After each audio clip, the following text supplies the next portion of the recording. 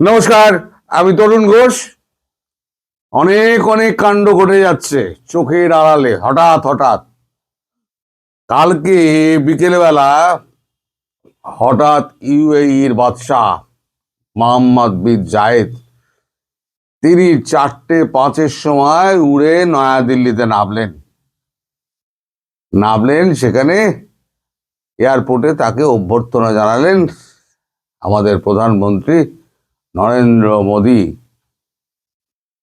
তারপরে ওনার সঙ্গে 45 মিনিট গাড়িতে এদিক ওদিক করে ঘুরিয়ে তারপর একটা সংক্ষিপ্ত সাংবাদিক সম্মেলন হলো।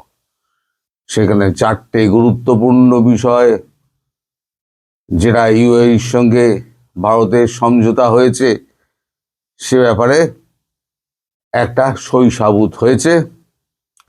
এই 4টে বিষয় অনেকে টনক নড়িয়ে দেবে। 4টে বিষয়ের মধ্যে প্রথম হচ্ছে সেটা হচ্ছে ইউএই এবং ভারতের মধ্যে সামরিক চুক্তি, যেটা সৌদি আরবের সঙ্গে পাকিস্তানের হয়েছিল। দ্বিতীয় হচ্ছে আমাদের যে ব্রহ্মস $4 বিলিয়ন ব্রহ্মসের চুক্তি হয়েছে। 3 নম্বর হচ্ছে স্পেস কোঅপারেশন অ্যান্ড এডুকেশন, তার একটা চুক্তি হয়েছে এবং একটা পোর্ট গড়ার চুক্তি হয়েছে, যেটা গ্রিন পোর্ট হবে। হঠাৎ এই যে সমস্ত চুক্তি ফুক্তি হলো না, এবার মজার কথা হলো উনি এলেন 4:05, উড়ে গেলেন 6:10। ফটাফট কাজ সারলেন, কাজ সেরে উড়ে চলে গেলেন। আমাদের রাশিয়ার প্রধানমন্ত্রী পুতিন তো 5 ঘন্টা ছিলেন, উনি তো একেবারে 2 ঘন্টারও নিচের সময় উনি বেরিয়ে গেলেন। 1 ঘন্টার 40 মিনিট 50 মিনিটের মধ্যে উনি কাজকর্ম সেরে একেবারে ফটাফট ধাঁ। এখন এই যে মিলিটারি কোঅপারেশনের ব্যাপারটা হলো, সেটাতে আবার $4 বিলিয়ন যে অস্ত্র কেনা হচ্ছে আমাদের ব্রহ্মস, তাতে কিন্তু আমাদের পাকিস্তান বেজায় ঘাবড়াবে। কারণ ব্রহ্মসের শক্তি পাকিস্তান ছাড়া তো আর কেউ অনুভব করেনি। পাকিস্তান খুব ভালো করে অনুভব করেছে এই সিঁদুরে। তো পাকিস্তান একটুখানি ঘাবড়ে তো যাবেই। আর একজন বেশ বেজায় খাপ্পা হবেন, তিনি হচ্ছেন মালিক তো কাতারে একটা ফুল ফ্লেজেড বেস করে রেখে দিয়েছেন। বাহারিনে একেবারে স্ট্র্যাটেজিক কমান্ড তৈরি করা আছে। তার পাশাপাশি যদি একেবারে ইউএইর ওপরে যদি ভারতের অবস্থান হয়, ভারতের সৈন্য এবং সমস্ত রকম সামরিক সরঞ্জাম ওখানে গিয়ে হাজির হয়, তাহলে তো মালিকের মেজাজ খারাপ হবেই। মালিক তখন কি করবে এখন বোঝা মুশকিল। মালিকের তরফ থেকে তো এখনো পর্যন্ত কোনো রিয়াকশন আসেনি। তবে মালিক যে খুব একটা খুশি হবে এ কথা তো বলা যায় না। খুশি হবেন উনি না, উনি একটা কিছু স্টেপ নেবেন। ভারতবর্ষ বসে আছে স্টেপটা কি নেয় দেখার জন্য।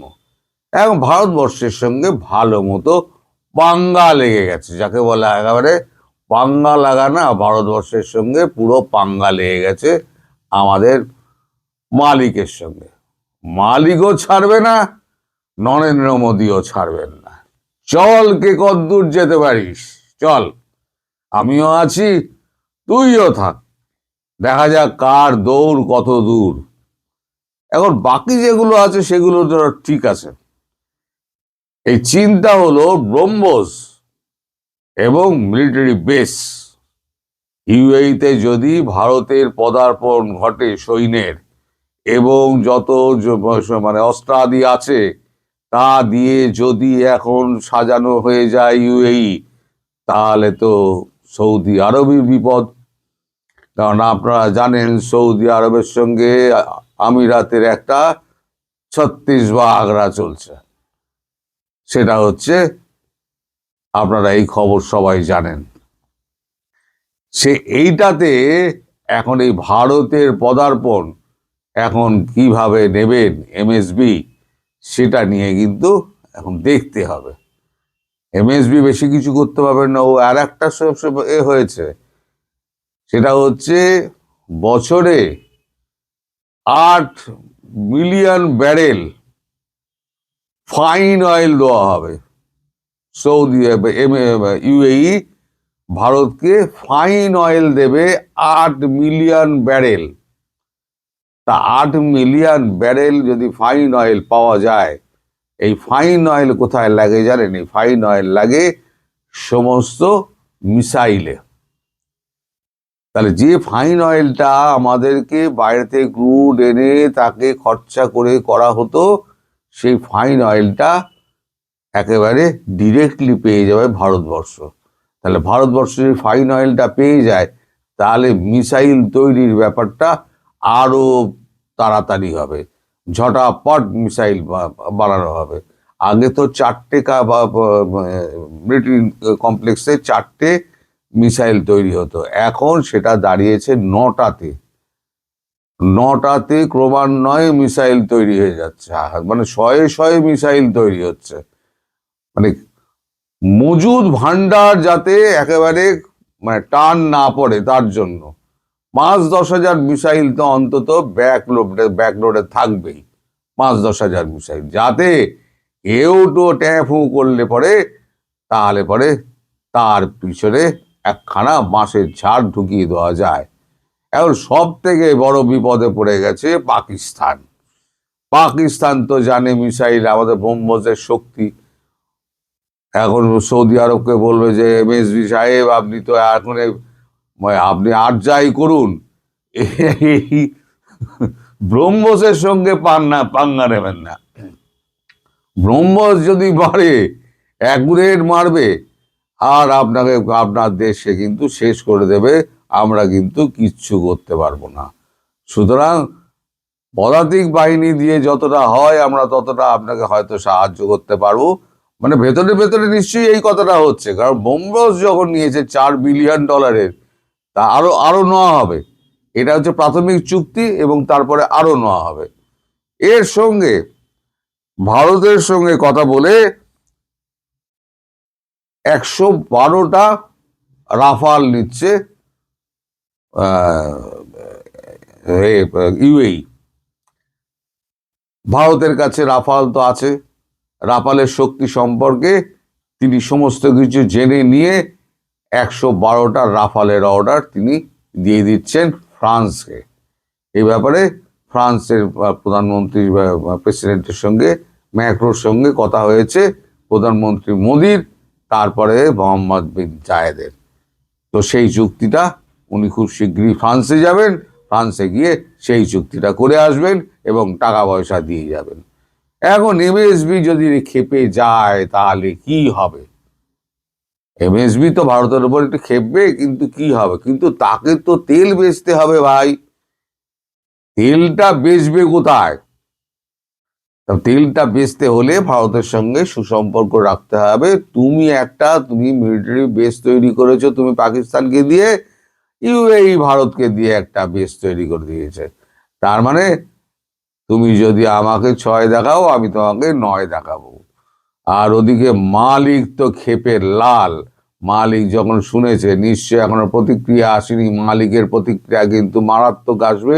সুতরাং এ বিষয়ে আপনারা নিশ্চিন্ত থাকুন, মালিক কিন্তু একটা কড়া প্রতিক্রিয়া জারি করবে যে ভারতবর্ষ এই বিদেশের মাটিতে পা ফেলছে। আরে নিজে তো 750 জায়গায় মিলিটারি বেস করে রেখে দিয়েছো, আর ভারতবর্ষ একটা সেই খাজাকিস্তানে একটা বেস রয়েছে, আর কয়েকটা জায়গায় একটা বেস রয়েছে, আর একটা নতুন বেস তৈরি হচ্ছে আমাদের ইউএইতে। তাতে কি আসে? তোমার তো 750 করা আছে। ভারত যদি 10টা 15টা করে, তা তো করবে তো, ভারত তো করবে, শক্তিধর দেশ তো, টাকার তো অভাব নেই। তারপরে চলে এলো এই আপনার মানে এ কি বলে ফরেন ডাইরেক্ট ইনভেস্টমেন্ট, এফডিআই কত এলো? এফডিআই এলো $16.5 বিলিয়ন।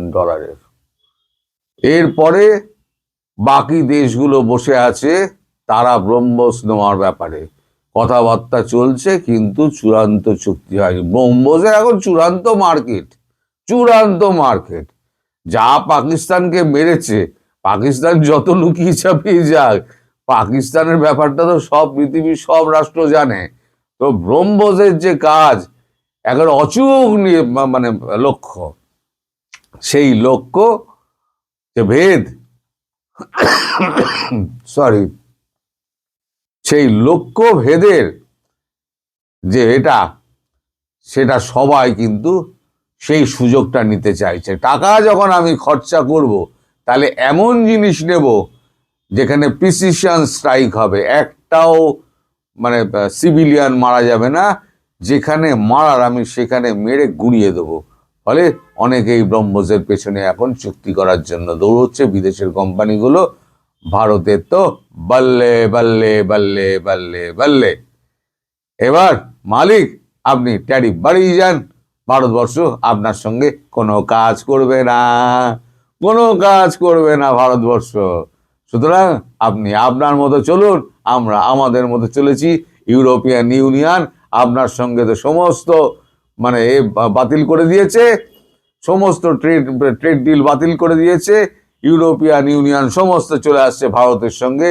ভারতের সঙ্গে ট্রেড ডিল তো হয়েছে, সেটা আরো রিভাইজ ট্রেড ডিল হবে। সুতরাং আপনি কাঁচকলা নিয়ে বসে থাকবেন। দর্শক সবাই ভালো থাকবেন, সুস্থ থাকবেন, সাবধানে থাকবেন। নমস্কার।